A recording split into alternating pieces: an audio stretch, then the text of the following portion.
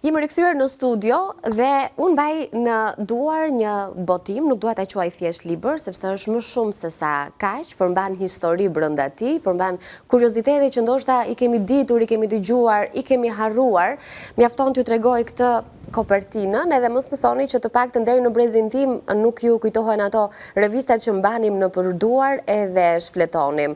Është një pasuri në vetvete, historia e novelës grafike dhe karikaturës, brenda ka edhe ilustrime në fakt të shkëputura pikërisht nga revistat e periudhave të ndryshme, të cilat zgjojnë kaq shumë nostalgji. Ja mjafton që unë të tregoj vetëm njërin prej tyre që i përkon revistës Hosteni të vitit 1973, që me ç'po më thoshte i ftuari që unë kam në studio ka i qenë edhe revista më e gjatë deri në vitin 2007 e më pas për fat keq shumë të tjera janë zbehur dhe kanë humbur rrugës. Jam në studio me Olsen Gripshi, i cili vjen si autor i këtij libri në këtë rast, dhe nëse unë do vijoja me prezantimin e gjithçkaje që ka bërë dhe vazhdon bën në jetë, do të ishte e pafund lista. Jam shumë e kënaqur t'ju kem këtu këtë mëngjes. Faleminderit Anila, dhe për mua është një kënaqësi të rikthehem në emisionet tuaja. Faleminderit shumë. Në studio në një bashkëbisedim për sa i përket artit dhe kulturës, dhe për më tepër sot diskutojmë për një libër shumë të veçantë. Faleminderit për gjithë hyrjen që ju bët, për gjithë të parathënie, sepse realisht është një libër shumë i ndjerë nga ana ime. Është një libër për cilën unë kam më shumë se sa 6 vite që punoj. Dhe tashmë është finalizuar në këtë botim themi shkencor që rrok të gjithë rrugtimin e novelës grafike dhe të karikaturës shqiptare në 82 vite histori, dhe kjo falë mbështetjes Ministrisë Kulturës dhe Sporteve të Shqipërisë, pasi ka ndryshuar tashmë emërtesë. Por që funksioni është poj. Është poj, qartë. Shumë vite punë, edhe kam përshtypjen gjithçka ka një zanafill, ka një ngacmim, ka një ide, që nuk e di nëse ka qenë nisma juaj apo kanë qenë pikërisht të ngacmimet e jashtme që ju bën të mbërrinit sot këtu në këtë punë kaq voluminoze që ndër të tjera është dashur të hulumtohet shumë gjatë, apo jo? Realisht është nisur që kur unë isha student në Universitetin e Padovës, aso kohë ndiqja masterin për estetikë dhe kritikë arti, dhe një ndër zhanret për cilët unë lëvroja gjatë studimeve të këtij master ishte dhe novela grafike, që në gjuhën italiane quhen fumetti, dhe dashuria në atë impaktin e parë me këtë zhanër artistik padyshim që më ka lënë gjurmë, më ka lënë bresa, dhe kam dashur gjithmonë të përvijoj dhe pse jo për të shkruar, për të kodifikuar dhe për të dokumentuar këtë zhanër artistik në artin pamor shqiptar, sepse është pjesë e një game shumë të gjerë të artit pamor, sikundër është dhe karikatura. Ndaj vit pas viti kam shkruar ato radhët e para dhe më pas jam thelluar pak nga pak për të çuar përpara një ide, një koncept, dhe për të pse jo për t'i dhënë lexuesit, profesionistëve dhe kujdo që ka një qasje themi të veçantë karshi këtyre dy zhanreve, një botim të kësaj natyre, ku brenda tij rroken periudha të ndryshme, zhanre të ndryshme brenda gamës madhe të novelës grafike dhe të karikaturës, dhe sigurisht duke prekur dhe përshkruar se si këto dy zhanre janë shndruar në sistemin para viteve 90 në disa mjete apo leva të thënë në thojza të propagandës së pushtetit të asaj kohe. Kështu që është një libër i cili rrok në shumë përmasa. Do doja që të shikonim përsëri një tjetër faqe të librit. Këtë herë jemi tek novelat grafike, që besoj i njihni. Kjo përkon në vitin 1964 në revistën. Novela që ju po shfletoni është një ndër novelat grafike të autorit të mirënjohur, Agim Faja, sepse dua të theksoj që pionierët e parë të këtij zhanri në Shqipëri është artistja Safo Marko dhe Agim Faja. Sigurisht më pas është pasuruar me emra shumë të rëndësishëm pikturës shqiptare, për cilën unë në këto vite duke shfletuar në koleksionet e pasura të bibliotekës publike të Durrësit, të bibliotekës kombëtare, por edhe në arkivin qendror të shtetit, sepse e theksoj që ky libër nuk është vetëm i përqendruar në novelën grafike ashtu ftohtë si zhanër artistik, thjesht duke ilustruar si një album fotografik, por nëpërmjet këtyre imazheve jam munduar të zbërthej të gjithë rrugtimin e shoqërisë shqiptare, për cilën themi këto zhanre kanë prekur dhe kanë shpërfaqur në brezat të ndryshëm. Sepse nis me revistën Yllkat, e cila ishte një revistë për një grup mosh parashkollor, më pas shkon tek ajo e sistemit fillor që është revista Fatosi, pionieri për pak më të rritur aso kohë në sistemin 8 vjeçar, tashmë njihet si sistemi 9 vjeçar, dhe derisa mbrim tek revista Hosteni për një grup moshë shumë më të madhe, dhe sigurisht që brenda saj është e ndarë në këtë trinomin e ashtu quajtur revista politike, satire humoristike. Dhe jo më kot, sepse në brendësitë saj ka patur autorët më të mirë shqiptar. Unë i kam njohur në historinë e artit si piktor, por duke zbuluar pikërisht këtë rrugtim, pas kanë kaluar të gjithë në këtë hullin, në këtë filtrin e ilustrimit për fëmijë, të novelës grafike dhe pse edhe të karikaturës. Kështu që ka qenë një zbulim jo vetëm për sa i përket që ekzistonte një zhanër artistik si novela grafike edhe në Shqipëri, e përsëris kur kam rënë në kontaktin e parë e kam njohur në Itali, si fumeti, dhe gjithmonë kam patur këtë kureshtjen e madhe nëse ky zhanër është zhvilluar edhe në artin pamor shqiptar. Fatmirësisht po, ka qenë vërtet një periudhë e artë për artistët shqiptar para viteve 90, sepse duhet theksuar që pas 90-s, sikundër i gjithë sistemi politik shqiptar, dashje pa dashje, është i drejt për drejt në ndikimin e jetës të gjithë ne, në të gjitha lëmet e shkencave, qofshin këto ekonomike, juridike, por mbi gjitha dhe ato artistike. Librat dhe të gjitha revistat pas 90-s pësuan një lloj regresi në kuptim të përkthimeve të autorëve të huaj, të marrë ashtu shablon nga ilustrues të huaj, dhe kurse si nuk u dha një hapësirë re, një zhvillim i ri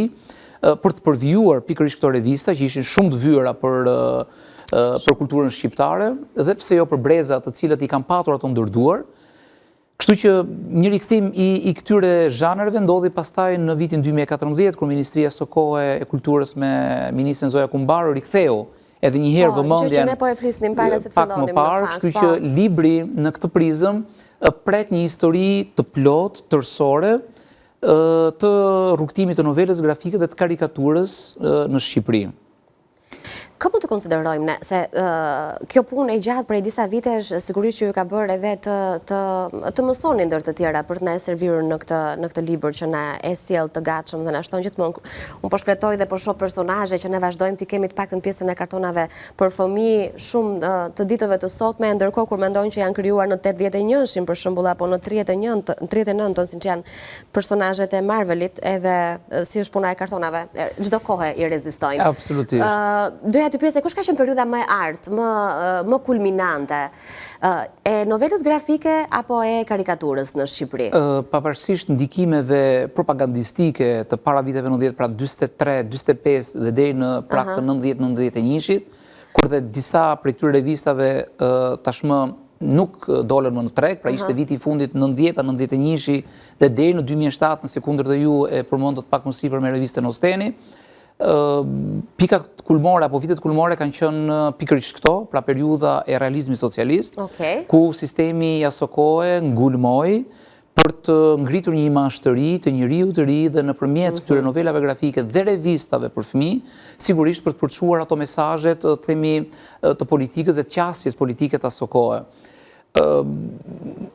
Libri ndërtohet në një, themi, strukturë të tillë, kur u bë një hyrje, shpjelloj se çfarë është një novelë grafike, si ndërtohet një novelë grafike, çfarë mesazhe dhe si ajo do duhet të komunikojë me masën. Më pas kalojmë tek novela grafike, themi, botërore, duke sjell personazhe të më njohur, themi, të novelës grafike dhe të filmave vizatrimor botëror, sepse Italia dhe Evropa përgjithsisht perëndimore, Belgjika, por dhe të Shtetet Bashkuara të Amerikës, novela grafike ka qenë një ndër artet, themi, më të zhvilluar në këto vite që ne flasim, pra kur në Shqipëri zhvilloi arti i realizmit socialist me njeriu në ri, themi, me personazhe me figurën e gruas, të një trajtshme dhe të fuqishme, ashtu sikundër dhe figura maskullore. Për te Adriatikut zhvilloi krejt një art tjetër, krejt një qasje tjetër, dhe bota lëvronte, themi, artin konceptual dhe kështu me radhë, e çoi atë në përmasa shumë të larta dhe të larta në nivel artistik. Por gjithsesi, pavarësisht gjithë atyre ngjyrimeve politike dhe sociale, antropologjike, edhe Shqipëria pati atë rrugtimin e saj, ndonse pak të vonuar, ndonse pak të lidhur me pjesën e Evropës lindore. Unë në brendësi të këtij libri flas edhe për marrëdhënie diplomatike midis Rishtas me Jugosllavinë, më pas me Bashkimin Sovjetik dhe së fundmi me Kinën maoiste, e cila është përshkruar si një marrëdhënie herë vllazërore dhe më pas përfundonte me armiqësi të përbetuara. Kështu që Shqipëria herë evidentohej me simbole të këtyre vendeve dhe më pas nëpërmjet karikaturës dhe nëpërmjet novelës grafike tentonte të përçonte mesazhet që Shqipëria ishte ajo që mbante flamurin themi të marksizëm-leninizmit. Dhe të gjitha këto janë të përshkruar në një rrëfim pamor nëpërmjet novelës grafike dhe karikaturës. Kështu që pavarësisht të gjitha këtyre ngjurimeve, libri rrugton në përmasa të ndryshme, por nuk mungon në brendësi të tij edhe Shqipëria e parë nga autorët e huaj. Okej, shumë e bukur edhe kjo. Kemi evidentuar edhe këtë aspekt, sepse shumë i rëndësishëm, nëse në vitet e realizmit socialist tashmë shenjtore Nën Tereza, shihej si themi një figurë e përbuzur, një figurë e cila shkonte ndesh me parimet e Partisë Komuniste të kohës, por në shtëpinë më të famshme dhe më të mirënjohur të filmave vizatimor dhe të komikëve botëror, Marvel në Shtetet Bashkuara të Amerikës, i kushtohet në vitin 1984, kur unë sapo isha lindur, një ndër novelat më të bukura kushtuar figurës së Nën Terezës. Dhe në këtë novelë prej gati 100 faqesh, me skena të jashtëzakonshme, të realizuar nga John Tartaglione, një artist italo-amerikan, tregon apo rrëfen të gjithë historinë, rrugtimin jetësor të Nën Terezës, nga lindja e saj në Shkup dhe deri në mbritjen e saj me vlerësimin e çmimit Nobel. Pra autori rrugton në të gjitha këto gjurmë të Nën Terezës, shkon në Shkup për të zbuluar se ku ajo ka lindur vërtet, për ta vizatuar, për të mbledhur artefaktet themi gojore dhe për ta çuar atë më pas në një rrëfim pamor, sikundër është pikërisht kjo novelë grafike e jashtëzakonshme. Sigurisht që nuk ndalet këtu novela grafike huaj botërore, sepse kemi dhe autorë të tjerë francez, siç është John Manini, i cili krijon mbi kanunin shqiptar, Shqipëria e kanunit, një rrëfim prej 3 vëllimesh, gjithmonë me novelën grafike, ku rrëfen të gjithë këto marrëdhëniet shoqërore të Shqipërisë dhe shqiptarëve, pikërisht të kaluar nën filtren e kanunit. Është një vepër jashtëzakonisht e bukur, për nga mënyra e të rrëfyerit, për nga mënyra e të shkruarit, dhe për më tepër nga aspekti estetik pamor, se si janë ndërtuar të gjitha skenat në këto novela grafike. Më vonë ka përcyll sistemesh, në fund të viteve 80 dhe në fillim të viteve 90, në 94-ën, një autor tjetër spanjoll, që është Juan Espalardo, shkruan një tjetër novel grafike për Shqipërinë që ka të bëjë me një rrugtim në të gjithë trevat e Shqipërisë dhe për më tepër për të evidentuar, themi, vjedhjen e pasurisë arkeologjike shqiptare nga pushtimet të ndryshme. Pra evidenton këtë aspekt përmasor tjetër, se si kultura ilire është vjedhur nga të gjithë pushtuesit që kanë prekur apo kanë pushtuar territoret shqiptare dhe kanë çuar ato për të pasuruar muzet e tyre tërthorazi në vendet e tyre. Kështu që është një kërkim shumë i bukur, është një kërkim i cili bën bashkë jo vetëm qasje, sepse të parit Shqipërinë në aspektin apo në këndvështrimin e një artisti spanjoll, apo të një artisti francez, apo të një artisti italo-amerikan, sigurisht që jo vetëm e pasuron këndvështrimin mbi Shqipërinë dhe shqiptarët, por për më tepër në këto vite kur këto novela grafike janë botuar, janë shndruar në ambasador të vërtet kulturës shqiptare në themi në perëndim. Janë aq të bukura, unë humba këtu brenda, humba. Olsen është një punë fantastike që ke bërë, t'jem e sinqert. Fantastike. Jemi në 3 minutën e fundit në mos gaboj? 5, pas kemi kohë, se doja të pyesja pak për si është pritur, sepse gjatë kohës që ne flasim, botimi ka qenë edhe është promovuar, pra shoh goxha interes paktën dhe nga rrjetet sociale ku të kam ndjekur edhe ajsa ke patur kohë, se jam e sigurt që nuk ka qenë koha në dispozicion për të promovuar gjithçka apo për treguar çdo aktivitet që është kushtuar historisë të novelës grafike dhe karikaturës. Si është pritur? Libri është pritur mirë, ne kemi një promovim, ashtu siç unë do doja që ky libër të kishte, do të jetë me datë 15 janar në Bibliotekën Kombëtare të Shqipërisë, tempulli i librit, i dijes dhe aty ku themi ky libër bashkë me Bibliotekën Publike të Durrësit është ngjizur. dhe padyshim që do të jetë jo vetëm një promovim si kundër ky libër meriton, por edhe i shoqëruar me një ekspozit me të gjitha artefaktet origjinale të revistave për cilën janë përfshirë në këtë libër, duke filluar nga numrat e parë të këtyre revistave si kundër që për fat ekziston kanë, se të jemi të sinqertë kur bëhet fjalë për arkiva, ne nuk është shpika jonë më e fortë. Shumë shpesh nuk i gjejmë apo i gjejmë të dëmtuara, mund të jenë pjesë e koleksioneve private, shumë shpesh edhe është e vështirë. Jo, ekzistojnë koleksionet e këtyre dy bibliotekave të paktën që unë kam punuar, janë shumë të pasura me revistat të kësaj periudhe dhe për më tepër, ajo që do doja të theksoja, një tjetër element që unë rrok në këtë studim është dhe përmasa e Shqipërisë ateiste, në një dokument shumë sekret të diktatorit Asoko Enver Hoxha që shkruan për mësymje kundrejt kulteve në Shqipëri, dhe kjo përsëri pasqyrohet në novelën grafike shqiptare dhe në karikaturën shqiptare. Kështu që e përsëris libri është një gamë e gjerë, ku gjithkush besoj se do të gjej një cobës kush është në moshën e prindërve tanë, patjetër që do të preki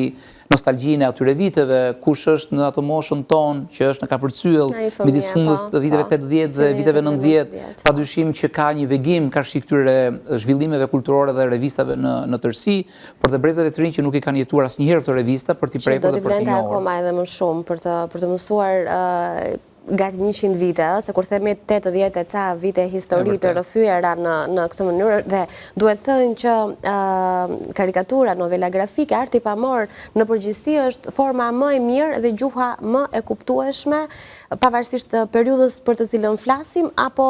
lexuesit që i drejtohemi. Pra është ajo që syri e përkthen me njëherë dhe e përvetson. Një detaj që unë nuk do doja ta linim pa e përmendur, janë dy vajzat në kopertinë, që të jemi sinqertë, unë mendova se është shkëputur nga Fatosi apo Yllkat, po ndërkohë jo, sepse kur pash që është dhe Ultheni këtu mbrapa, e kuptova që filozofia është më shumë se sa kaq. Ty të njohim, po ndërkohë këtu janë vajzat apo jo? Po, janë dy vajzat e mia, kam menduar që libri të jetë organik në kuptim të përfshirjes, si intelektual, si autor i këtij libri, por pse jo edhe për të bërë bashkë ato që është pjesa më e mirë e ne prindërve që janë bijtë tanë, është vajza e madhe Emily dhe vajza e vogël Kajla, që është e vogël aty në përmasa, por shumë çamaroke në bëmat që bën në të përditshmen e saj në shtëpi. Kështu që është një libër, unë e thash edhe pak në hyrje, është një libër tepër i ndjer për mua, kështu që një ndër elementet, ju falenderoj për këtë theksim të kopertinës, janë vajzat pikërisht në këtë botim. Në një farë kuptimi është një lloj kushtimi për vajzat. Që dhe në këtë rast lexohet apo interpretohet me figurë, me një fotografi të përkthyer dhe të përshtatur shumë mirë. Olsa, në bashkë mund të qëndronim orë të tëra duke folur, por mua është gjithmonë ndër e kënaqësi të të kem në studio. Vërtet të falenderoj për këtë botim që i ke sjell lexuesit shqiptar e jo vetëm, sepse nuk është thjesht një libër siç e tham në fillim, por është një studim i mirëfill që flet për ne, për të shkuarën tonë, për epoka të ndryshme të cilat i kemi jetuar, që edhe nëse nuk do të shohësh vitin që shoqëron një foto të shkëputur nga arkivat, të kupton me njëherë nga mesazhi që ajo përcjell. Sukses e kudo, të mirëpres sa herë që të kesh kohë. Shumë faleminderit për bashkëbisedimin. Ishte shumë kënaqësi. Faleminderit. Ndahemi tani nga Vila 24 duke ju uruar gjithëve një ditë sa më të mbar.